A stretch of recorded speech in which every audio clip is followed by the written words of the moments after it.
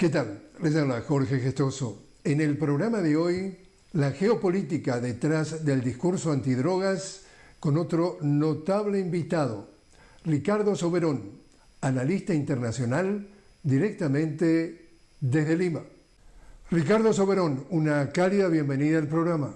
Hola Jorge, a través tuyo a toda la audiencia global de tu programa, un fuerte abrazo. Gracias, Ricardo. Según las investigaciones y las evidencias, ¿por cuál de las dos grandes rutas sale más droga hacia el norte? ¿Por el Pacífico o por el Atlántico y el Caribe? Mira, el informe más reconocido y legítimo es que es el World Drug Report, el informe mundial sobre drogas de la Oficina de Naciones Unidas para la Lucha contra el Crimen y el Delito, confirma que más del 70% de la cocaína que se produce en los Andes es transportada por las vías marítimas del Océano Pacífico, para lo cual se utilizan puertos chilenos, peruanos, ecuatorianos, colombianos, costarricenses, mexicanos, hasta llegar a los puertos del oeste de las Américas. Entonces, ¿cómo se explica que Estados Unidos despliega una operación militar en el sur del Caribe cercana a las costas de Venezuela cuando la mayoría del narcotráfico no sale por esa vía?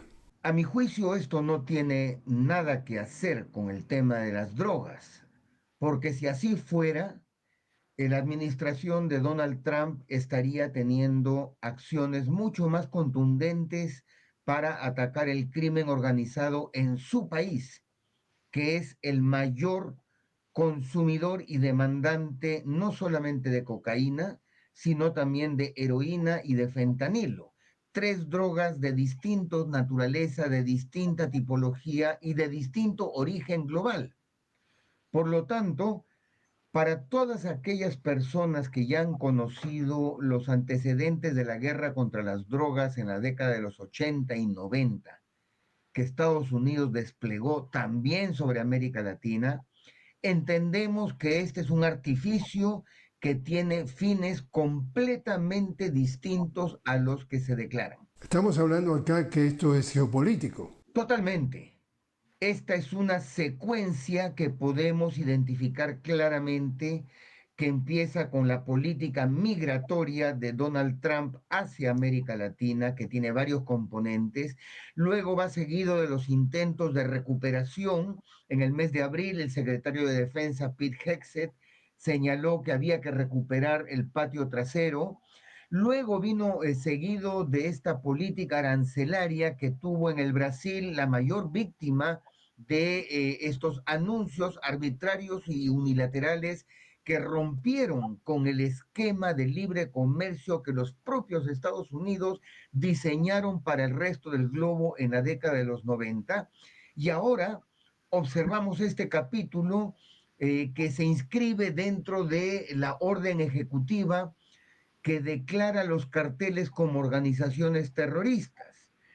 Cuando somos conscientes de las enormes contradicciones que ha tenido no solamente esta administración, sino anteriores gobiernos americanos en el uso del concepto de terrorismo. En ese informe al que tú haces referencia de Naciones Unidas, ¿se menciona el cartel de los soles? No, mira, fíjate tú que el informe de UNOC es tan detallado que señala rutas, señala puntos de salida, puntos de entrada, pero en ningún momento hace referencia a esta tipología de organización criminal. Así es que es dudoso el uso de este tipo de conceptos por parte del Departamento de Estado, por el Departamento de Justicia, y nos permite poner en clara situación crítica y de una evaluación absolutamente contraria a la forma como perciben la acción policial y la acción de justicia desde los Estados Unidos. Ellos definen quién es perseguible, quién es extraditable, quién es expulsable, quién es un ciudadano aceptado y quién no.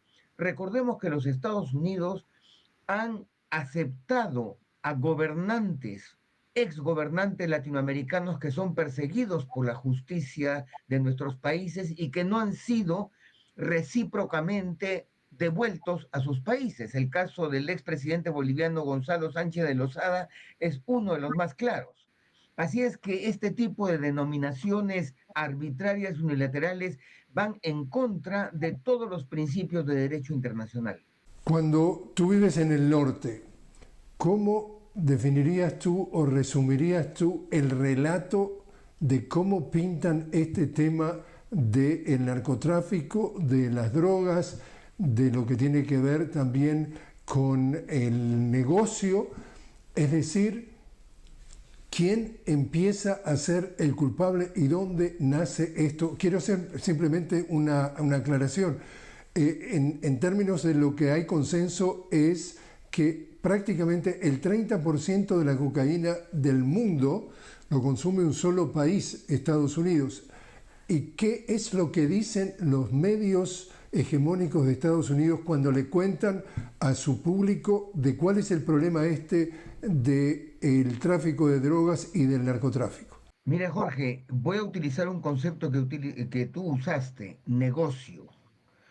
Para la administración Trump, nos hemos dado cuenta en estos 6 meses, la política exterior, las relaciones internacionales son parte de un proceso de negociación, en donde mostrarse amenazante es el inicio de su proceso de toma y daca con el interlocutor. Es duro con ciertos actores, es más suave con otros. Entonces, eso me demuestra cuál es el concepto que tiene Donald Trump y sus actores secundarios. Pero en segundo lugar, no solamente es el 30% de la cocaína. Cuando abrimos el abanico de los recursos naturales que son objeto de tráfico ilícito, fundamentalmente oro y madera, nos damos cuenta que Estados Unidos sigue siendo el principal mercado de las economías extractivas ilícitas. O sea, no es solamente la cocaína en donde podemos atribuir el principio de la corresponsabilidad, sino en todo el resto de recursos naturales que provienen del sur global y que son demandados dentro de los Estados Unidos. Por lo tanto, las políticas, las declaraciones y las acciones que toman tanto el Departamento de Estado, el de Justicia, como el Departamento de Defensa, resultan siendo contrarias a lo que el buen saber y entender debería de señalar para poder ser eficientes y eficaces en la lucha contra esta criminalidad organizada. Estamos hablando de que en días recientes o en semanas recientes se trataba de hacer una relación entre Venezuela y el cartel de los soles y vincular una cosa con la otra. Y mientras tanto se pedía obviamente el arresto del presidente Nicolás Maduro, se le daba una recompensa, etcétera, etcétera. Al mismo tiempo estamos hablando del caso de Ecuador. Acá tenemos un presidente, Daniel Noboa, nacido en Estados Unidos, el hijo del hombre más rico del Ecuador, exportador de bananas, que fundamentalmente muchas de ellas van a Europa, un negocio que lo controla de punta a punta. Tanto es así que controlan no solamente la producción de las bananas, las cajas en donde salen las bananas, el transporte de las bananas con sus propios barcos, los puertos por donde sale la banana, y todo esto para preguntarte, Ricardo, que mientras este señor, el hijo del hombre más rico del Ecuador, el presidente Noboa, dice que larga una campaña contra los carteles de la droga, el negocio ilícito, los grupos no convencionales, esos puertos por donde supuestamente salen bananas del grupo Noboa, que en muchos casos llegan a Europa y encuentran cocaína en esas bananas, no dicen que es del grupo Noboa, pero que llegan de Ecuador, esos puertos no salen controlados bajo ningún efecto de este gobierno de Noboa, que lanza precisamente a sus militares a diestra y siniestra a culpar a Correa por todo lo que está mal. ¿Cómo es que Estados Unidos no investiga por qué de esos puertos de la empresa Noboa salen bananas que llegan en muchos casos a Europa y en muchos casos con supuestamente cocaína? ¿Cómo se lee eso? Mientras que por el lado de Venezuela estamos hablando del cartel de los soles que nadie lo logra registrar. Es la mayor muestra de la profunda contradicción que hay en este concepto de guerra contra las drogas, que por lo demás no es nuevo. Eh, en el periodo de tiempo entre el año 92 y 2025, que estuvo vigente el libre comercio de las Américas a través de los diversos instrumentos, los gobiernos norteamericanos nunca se preguntaron las profundas contradicciones y omisiones que habían entre profundizar los canales, rutas del libre comercio con el aumento de la exportación de cocaína. Y como bien dices, el Ecuador de las bananas y los camarones es un perfecto ejemplo de esa contradicción.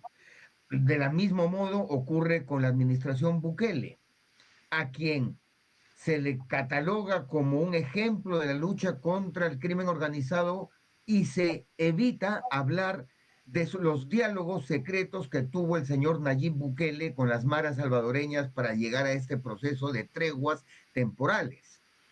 Y lo mismo podemos señalar con el señor Milei, es decir, Donald Trump tiene tres interlocutores aliados, que son Noboa, Bukele y Milei, para poder reconfigurar un esquema de confrontación con lo que él denomina su patio trasero y, por supuesto, sus primeros objetivos geopolíticos son aquellos países que representan los progresismos en cualquiera de sus modalidades, desde Cuba, Nicaragua, Venezuela, Brasil, Colombia o Bolivia.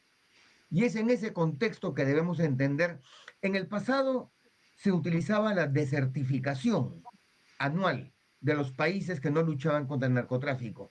Como eso ya ha pasado de moda, ahora estamos frente al caso de las recompensas contra personas y las sanciones contra países. Es el nuevo esquema de enfrentamiento que tiene el Departamento de Estado norteamericano frente a América Latina, siempre bajo la idea de recuperar el patio trasero. Ricardo, te invito a hacer una pequeña pausa. Estamos hablando con Ricardo Soberón directamente desde Lima. Ricardo, analista internacional. Estamos hablando sobre la ruta de la droga y el narcotráfico en el sur y en el norte. Ya regresamos.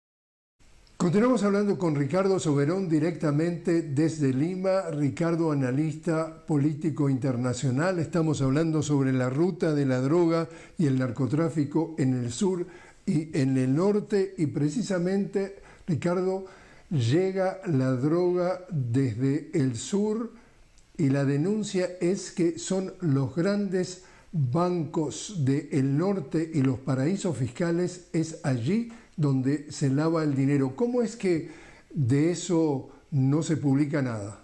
Yo creo que hay algunos think tanks lo suficientemente honestos alrededor del globo para mostrarnos a los que leemos y seguimos este tipo de problemas las contradicciones profundas que hay en esta relación norte-sur, en donde se muestra con claridad esta dependencia de una demanda incesante de recursos suntuarios como son la cocaína y el oro. Pero lamentablemente la prensa abierta, generalmente dominada por grupos empresariales muy adeptos a Estados Unidos, es el caso del Grupo de Diario de las Américas, por ejemplo, tratan de mostrar un relato un relato por el cual la responsabilidad recae en los países del sur global. Y eso contradice profundamente los principios bajo los cuales funcionan las economías abiertas a nivel local, nacional o internacional. Es decir, es la demanda incesante.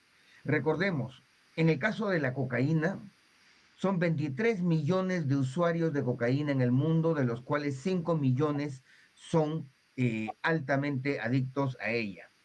Se producen 2.757 toneladas métricas al año de cocaína, según el Informe Mundial de Drogas. Se incautan 2.000 de ellas. Entonces, la reacción de los grupos empresariales criminales de traficantes es que con esas 700 toneladas y pico que llegan a mercado, las cortan, las reproducen en tres y vuelven a recuperar la cantidad originalmente exportada, con lo cual el mercado no se ve afectado, con una simetría de precios tal que los $1.200 por kilo que se compran en los valles cocaleros de los países andinos se convierten en 50.000 euros ese mismo kilo. Ya cuando nos vamos al oro, la simetría de precios es de tal magnitud que simplemente es imposible para cualquier sistema policial o comercial afrontar estas asimetrías, Jorge. Se denuncia cuando tú vives en el norte de que justamente ese poder del dinero, del narcotráfico, se infiltra en todas las capas de los gobiernos del sur, llegando hasta los más altos niveles. Dos preguntas en una. ¿Y cómo es que llega al norte, pasan las fronteras, los controles fronterizos, estas cantidades, como tú mencionas, enormes de lo que es no solamente la cocaína, sino de distintas drogas? Y la pregunta también, ¿y llega a infiltrarse en también capas del poder en el norte, el poder del dinero del narcotráfico? Mira, para nadie es un secreto que en la historia de la DEA y del Departamento de Justicia, la línea conductora de sus políticas de drogas ha sido la negociación. Desde la época de Pablo Escobar y los hermanos Rodríguez Orejuela, a lo largo de toda la historia de los carteles mexicanos, han habido conversaciones, reuniones, acuerdos para lograr un determinado statu quo en los mercados finales.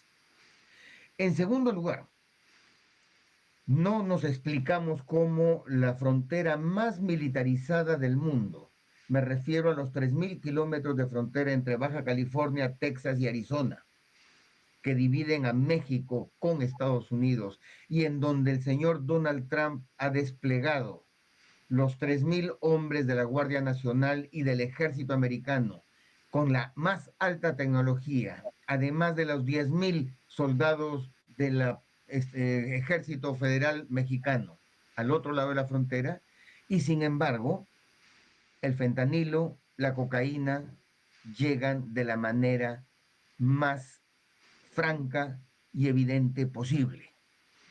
Es más, dentro de los Estados Unidos hay al menos 400 ciudades de ese país a donde la droga llega sin ningún problema, generando espacios de adicción y de consumo en ciudades como Filadelfia, Nueva York, Washington, Texas, Austin, por mencionar algunas.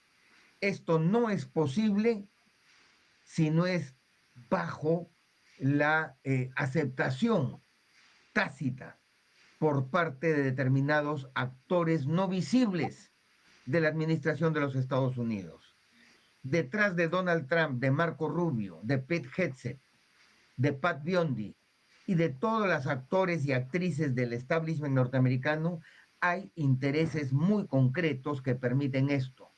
Mientras que del otro lado, las cámaras de Hollywood, de Fox News y de otros medios se centran en las acciones que realiza el Departamento de Defensa en el Caribe latinoamericano.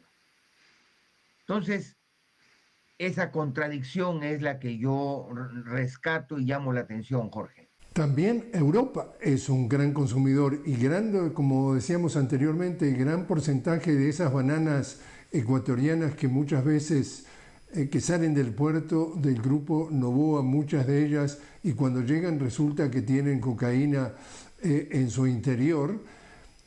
Europa denuncia también a que los malos de la película son los latinoamericanos que envenenan a sus hijos, de que corrompen las instituciones, etcétera, etcétera. O sea que en Europa también se repite la misma narrativa y también son grandes consumidores. Fíjate, Italia, España y los Países Bajos son los tres centros de llegada efectivamente desde el año 2010 aproximadamente. Europa Occidental comienza a acercarse a los Estados Unidos como principal centro de demanda de cocaína y grandes organizaciones criminales como la Andrayeta, la Camorra, la Cosa Nostra, los gallegos, organizaciones albanesas y de los Balcanes comienzan a generar lazos muy profundos, fundamentalmente en Colombia, Ecuador, Perú, para poder asegurar los cargamentos de cocaína necesarios. Es lamentable, pero Europa Occidental también con esto demuestra ser un enano político en su capacidad de abrir un debate mucho más serio y profundo sobre cuáles son las realidades y contradicciones de esta guerra contra el crimen organizado, convirtiéndose en un corre ve y dile de lo que los Estados Unidos plantean y señalan.